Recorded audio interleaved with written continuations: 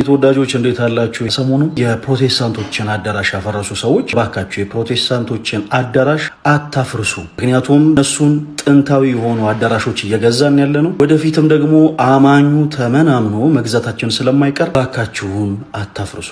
ይህንን ንግግር እንደ ኦርቶዶክሳዊነቴ አጥብቄ እቃወማለሁ። ምክንያቱም ቤተክርስቲያኗ ከምታስተምረው አስተምሮ ጋር አብሮ አይሄድምና። እስኪ ይሄን ቪዲዮ እንይ። ማሳሰቢያ የምናገረው ቤተክርስቲያን መቃጠል የለበትም።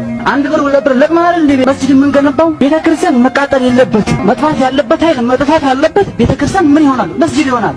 ይህን ቪዲዮ ባለፉት ሳምንታቶች አይተን ሁላችንም በጣም አዝነን ስንቃወም ነበር። ምን የሚባል ተረት አለ መሰላችሁ? የራስ ዶሮ ስትታረድ አዝነህ የሰው በግ ስታርድ ለሰርጌ ነው አትበል ይባላል።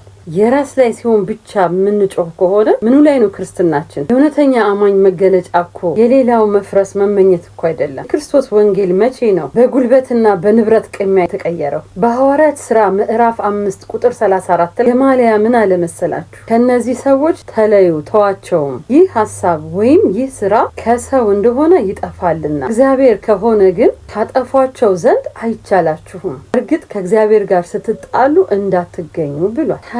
እግዚአብሔር ያልፈረደበትን እኛ በሰው ጉልበት እናፈርሳለን ማለት ምን ማለት ነው? የዶክትሪን ልዩነት አስተምሮ ልዩነት አለያየንም፣ ፍርዱ ያለው እግዚአብሔር ጋር ነው አይደል? አስተውሉ። ኦርቶዶክስ ተዋህዶ ቤተክርስቲያን የቆመችው በክርስቶስ ራስና በሰማዕታት ደም ነው እየተባለን እየተነገረን በሌላ ውድመት የተገነባች ይመስል ይህን ያህል መሄዱ ተገቢ ነው? አትሳሳት ወንድሜ።